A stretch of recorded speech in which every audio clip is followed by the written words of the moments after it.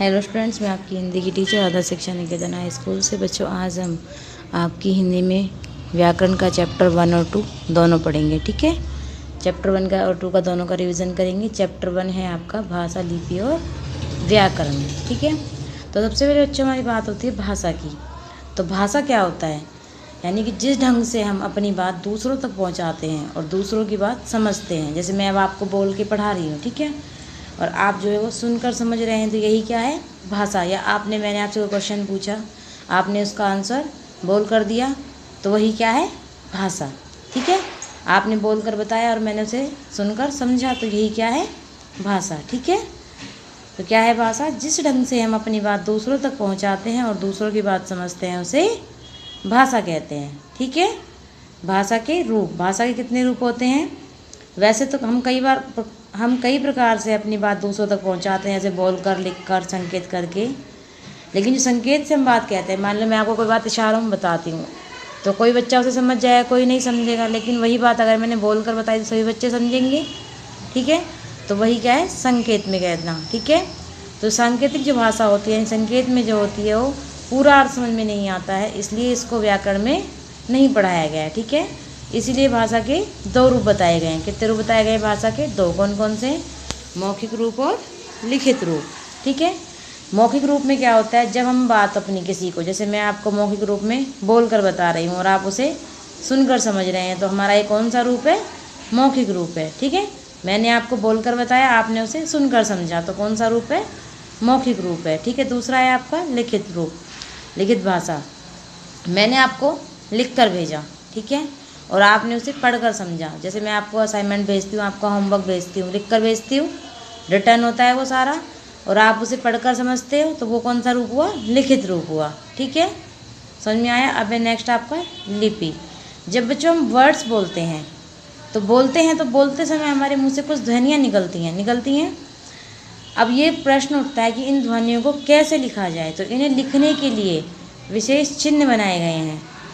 ध्वनियाँ जो होती हैं, जो हम बोल रहे हैं, मैं जो आपके सामने बोल रही हूँ, इन सबको लिखने के लिए, इन सभी वर्णों को लिखने के लिए विशेष चिन्ह बनाए गए हैं।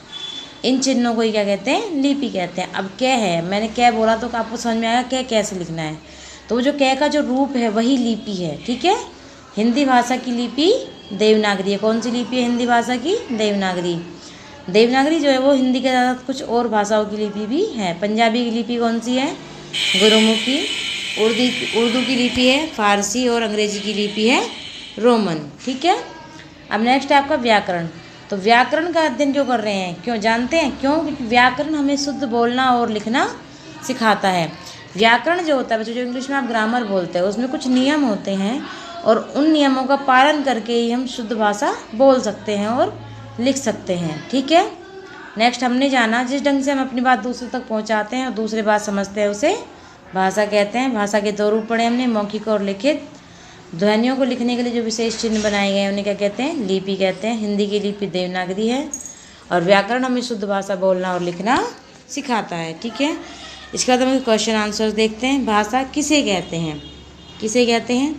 जिस ढंग से हम अपनी बात दूसरों तक पहुंचाते हैं और दूसरों की बात समझते हैं, उसे भाषा कहते हैं। किसे कहते हैं भाषा? जिस ढंग से हम अपनी बात दूसरों तक पहुंचाते हैं और दूसरों की बात समझते हैं, उसे भाषा कहते हैं। लिपि किसे कहते हैं? ध्वनियों को लिखने के लिए विशेष चिन्ह बनाए गए हैं, इन चिन्हों को ही लिपि कहते हैं। लिपि किसे कहते हैं? ध्वनियों को लिखने के लिए विशेष चिन्ह बनाए गए हैं, और इन चिन्हों को ही लिपि कहते हैं।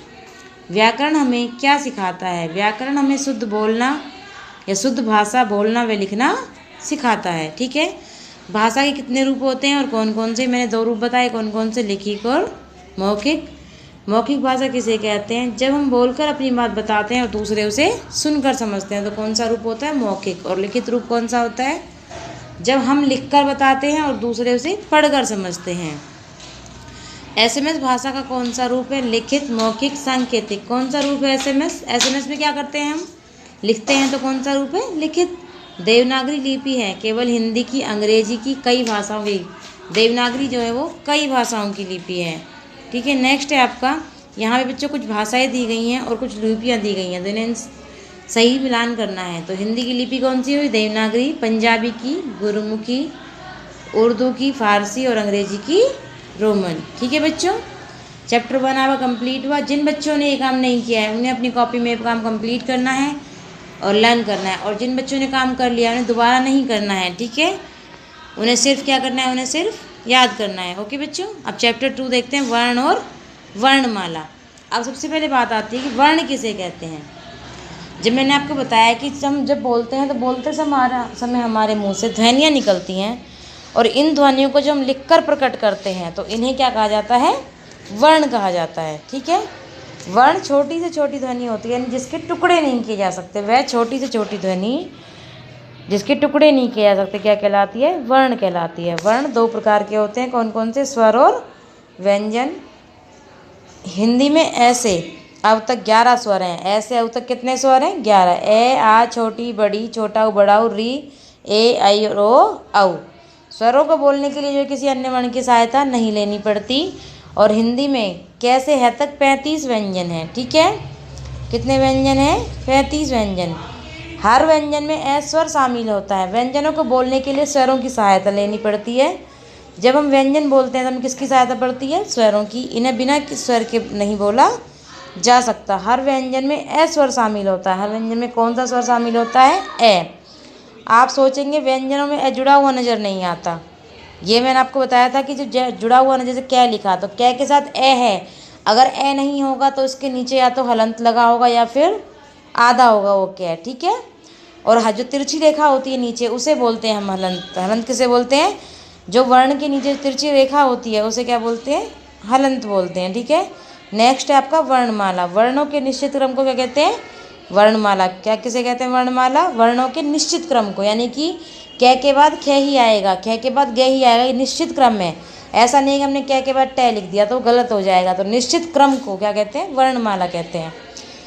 वर्णमाला में स्वर शामिल हैं, व्यंजन शामिल हैं। इसके अतिरिक्त कुछ और भी वर्णमाला में शामिल होते हैं, जैसे अंग है जो कि ये न तो स्वर है और न ही व्यंजन है। छय, त्रय, ज्ञ और श्रय ये संयुक्त व्यंजन हैं। इनमें एक से अधिक वर्ण होते हैं। हिंदी में कुछ विदेशी वर्णों का प्रयोग भी होता है। ये हैं अ, ज़, फ़, मॉल, बॉल, ऑफिस, सजा, ज़रा, साफ, फेल। ये सब लिखने के लिए मतलब कि जो नीचे बिंदी लगी है ज़, हम नॉर्मल बोलेंगे जय, ये है ज़। ठीक है, वो बोलेंगे फ़ नॉर्मल होगा, जो जहाँ बिंदी लगी है उसे बोलेंगे फ़। ठीक है, हमने जाना छोटी छोटी ध्वनियों क्या कहते हैं, वर्ण कहते हैं। वर्ण 2 प्रकार के होते हैं, स्वर और व्यंजन। स्वरों को बोलने के लिए किसी अन्य वर्ण की सहायता नहीं लेनी पड़ती। व्यंजन स्वरों की सहायता से बोले जाते हैं। ठीक है, क्वेश्चन आंसर्स देखते हैं हम इसका।